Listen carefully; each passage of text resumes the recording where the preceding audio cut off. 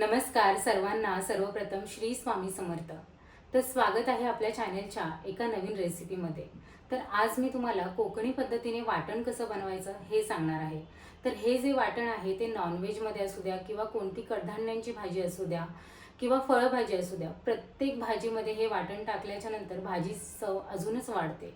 तर हे वाटण आपल्याला कशा पद्धतीने बनवायचं आहे, कोणत्या प्रकारचं साहित्य लागणार आहे आणि जास्तीत जास्त दिवस हे वाटण आपण टिकवू शकतो, यासाठी मी तुम्हाला वेगवेगळ्या टिप्स सांगणार आहे. अगदी फ्रीजमध्ये हे वाटण ठेवलं तरीसुद्धा वाटण खराब होण्याची शक्यता असते, पण योग्य प्रकारे जर ठेवलं किंवा योग्य प्रकारे टिप्स वापरल्या तर हे वाटण जास्तीत जास्त दिवस आपण टिकवू शकतो.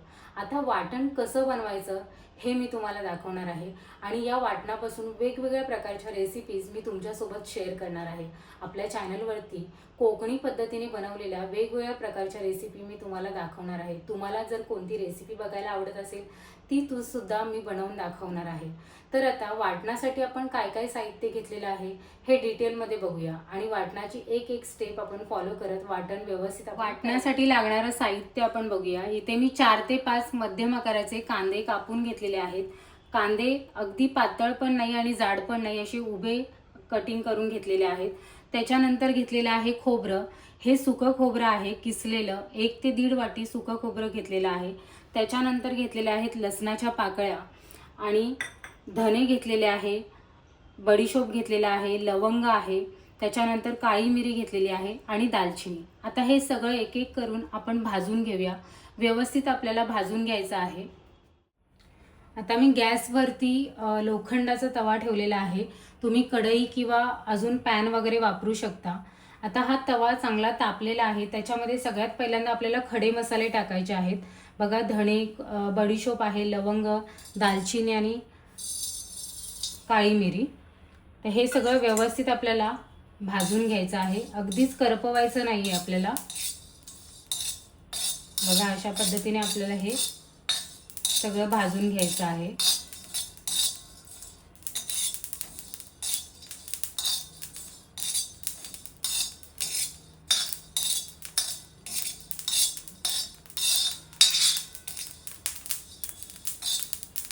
फक्त जर आपण असं तव्यामध्ये ठेवलं आणि हलवलं नाही तर ते करपू शकतं, म्हणून व्यवस्थित हलवून हलवून आपल्याला हे भाजून घ्यायचं आहे.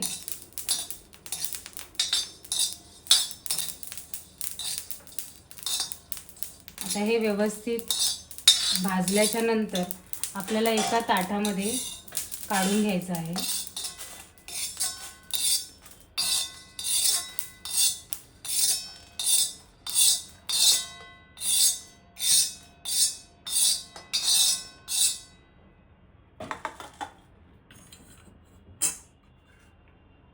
खोबरं आपल्याला व्यवस्थित भाजून घ्यायचं आहे.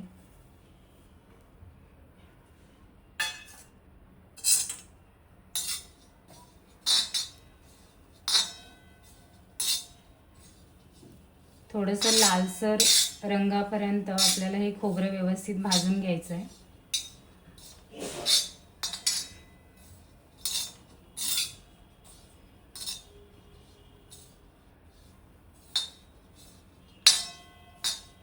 गॅस मध्यम आचेवरती ठेवायचे, नाही तर खोबरं करपू शकतं.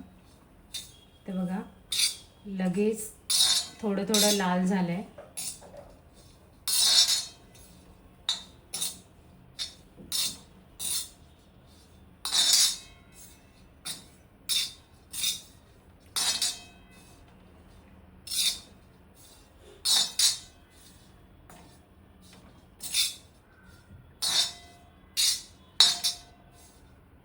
व्यवस्थित खोबरं भाजल्याच्या नंतर आपल्याला हे सुद्धा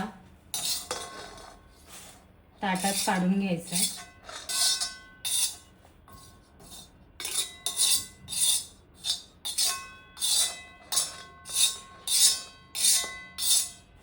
आता त्याच तव्यामध्ये आपल्याला लसूण सुद्धा भाजून घ्यायचं.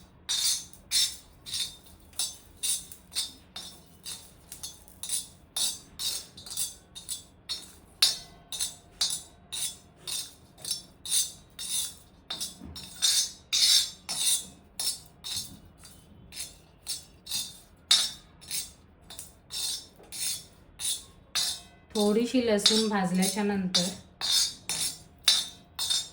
अगदी लाल आपल्याला करपवून नाही घ्यायचे, थोडी थोडी हलकी भाजल्याच्या नंतर आपल्याला लसूण सुद्धा काढून घ्यायचे.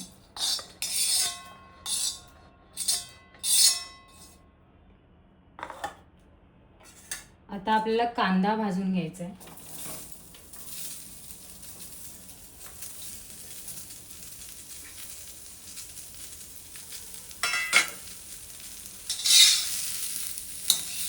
कांदा भाजण्यासाठी थोडा वेळ लागतो, पण गॅस फास्ट ठेवायची कांदा भाजताना आणि व्यवस्थित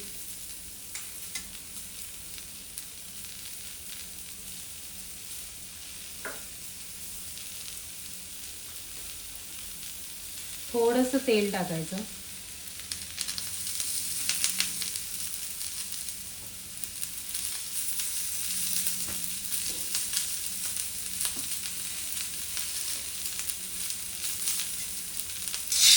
कांद्याला लालसर रंग येईपर्यंत आपल्याला कांदा भाजून घ्यायचा.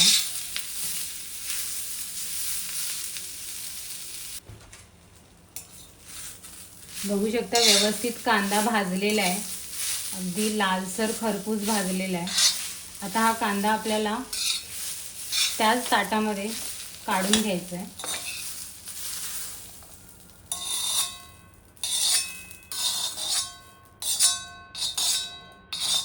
पूर्ण कांदा काढून घ्यायचा. त्याच्यानंतर हे सगळं भाजलेलं आपल्याला थंड करून घ्यायचं आहे. पंख्याखाली किंवा असंच तुम्ही 5-10 मिनटं याला व्यवस्थित थंड करून घ्यायचं. तर मग पूर्ण थंड झालेलं आहे. आता आपण याच्यात सगळ्यात पहिल्यांदा थोडासा गरम मसाला टाकूया. त्याच्यानंतर थोडीशी हळद टाकायची. हळद आपण भाजी बनवताना सुद्धा हळद वापरतो, त्यामुळे हळद थोडीशीच टाकायची.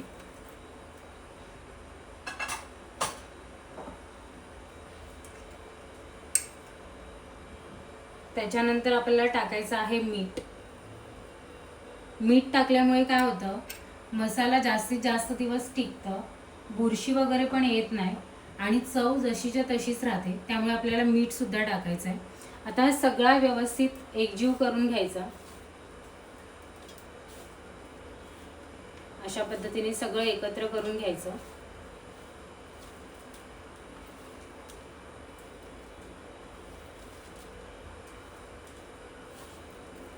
कांदा, खोबरा आणि आपण जे काही सगळे खडे मसाले वापरलेत ना, ते सगळे एकत्र करायचे.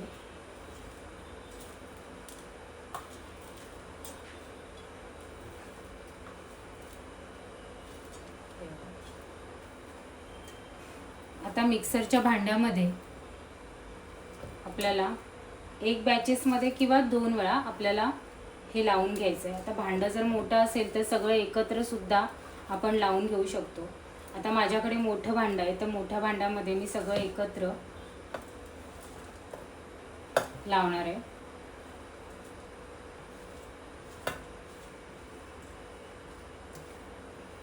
थोडं थोडं पाणी टाकून आपल्याला हे मिक्सरला एकदम बारीक वाटून घ्यायचं आहे. सगळ्यात पहिल्यांदा एकदा फिरवून घ्यायचं. त्याच्यानंतर थोडं थोडं पाणी टाकत, जास्त पाणी पण पातळ एकदम आपल्याला करायचं नाही आहे, घट्टच ठेवायचं आहे. तर थोडं थोडं पाणी टाकत आपल्याला हे वाटण करून घ्यायचं आहे. बघा व्यवस्थित वाटण आपलं बारीक झालेलं आहे आणि याच्यामध्ये मी हा एवढा पाणी टाकलेला आहे. बघू शकता एवढा ग्लास मी पाणी घेतला होता आणि अजून थोडं उरलं आहे. थोडं थोडं करून पाणी टाकलं आणि व्यवस्थित असं वाटण बारीक करून घेतलं. आता आपल्याला हे वाटण जास्त दिवस टिकवण्यासाठी एक काचेच्या बाउलमध्ये किंवा काचेच्या डब्यामध्ये आपल्याला हे स्टोअर करायचं आहे. इथे तुम्ही प्लास्टिकचं लॉक अँड सीलवाला डब्बासुद्धा वापरू शकता, पण काचेच्या डब्यामध्ये जास्त दिवस टिकतं, याला पाणीसुद्धा सुटत नाही. तर आता काचेच्या डब्यामध्ये मी व्यवस्थित सगळं वाटण काढून घेते.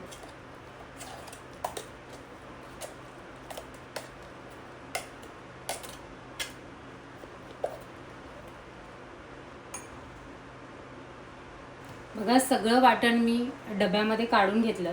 आता वाटण काढून घेतल्याच्या नंतर हे चमच्याने व्यवस्थित असं सारखं करून घ्यायचं. हे बघा अशा पद्धतीने हे एक लेवलमध्ये सारखं करून ठेवायचं.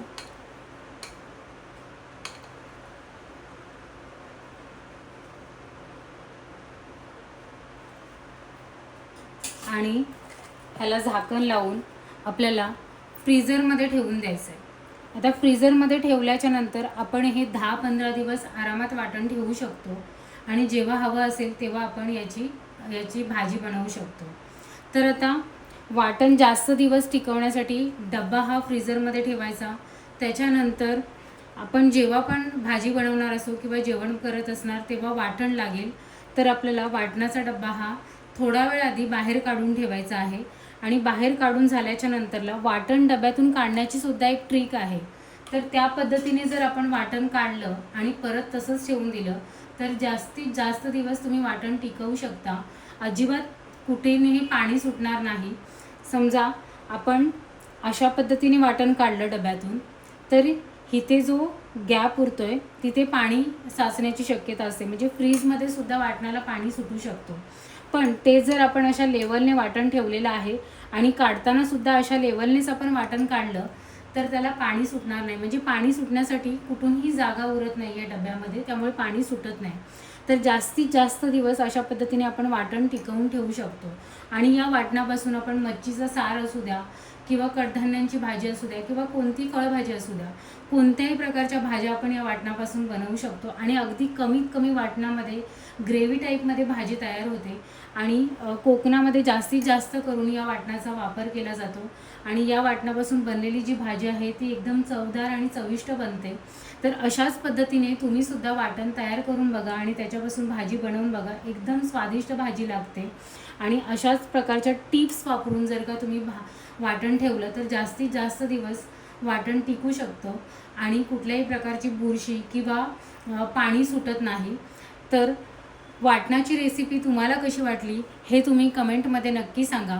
आणि अजून कोणत्या प्रकारच्या रेसिपीज तुम्हाला बघायला आवडतील हे सुद्धा मला कमेंटमध्ये नक्की सांगा.